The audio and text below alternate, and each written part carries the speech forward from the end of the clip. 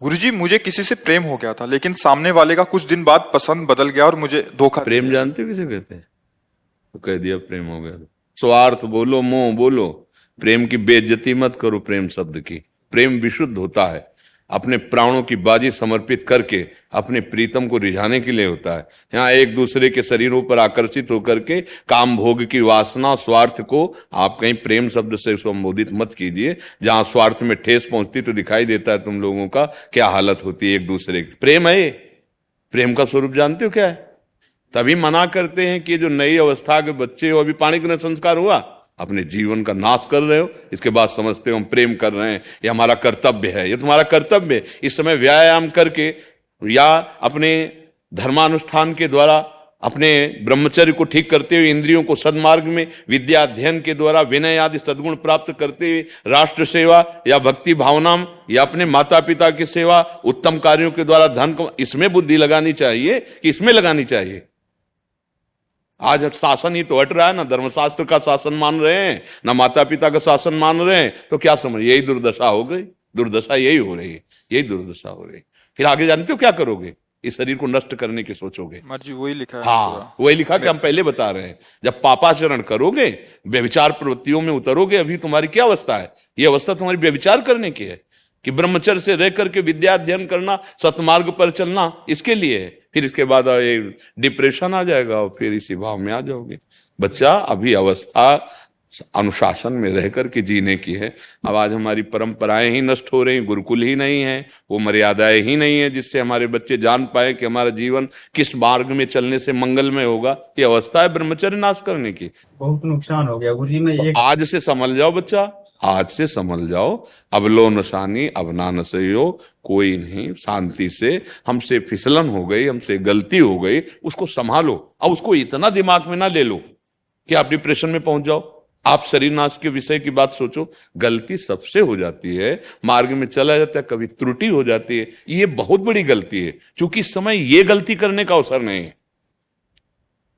माया का ऐसा प्रवाह है, यौवन का ऐसा प्रवाह, यौवन ज्वर के ही नहीं बलकावा। गलती हो सकती है, पर गलती में फंसे रहना या गिरकर उसी के चिंतन में सड़ते रहना दिमाग को, ये नहीं। मानव जीवन इसलिए नहीं मिला।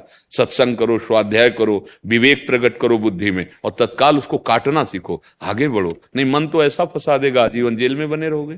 पूरी सृष्टि जो भगवान के ईश्वरी शक्ति से चल रही, उसको पहचानो। उस ईश्वर ही सब में है।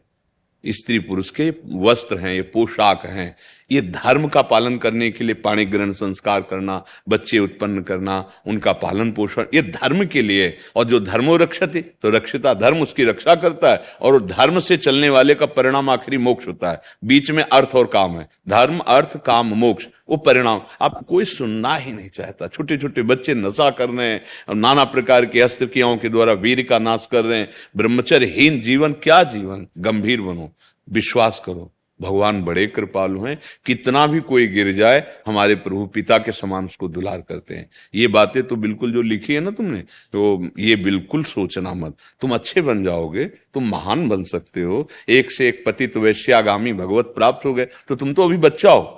हम केवल नाराज तुम्हारी अवस्था के कारण है कि तुमको जिन खेलों में नहीं उतरना चाहिए, उन खेलों में उतर गए। अब बंद करो, कुछ दिन जैसे व्यायाम करो, 2 किलोमीटर दौड़ लगाओ, थोड़ा अच्छे पदार्थ पाओ, गंदे दृश्य मोबाइल में मत देखो, गंदे बच्चों का संग मत करो, कोई हरकत गंदी मत करो। अभी 1 साल में आप फिट हो जाएंगे।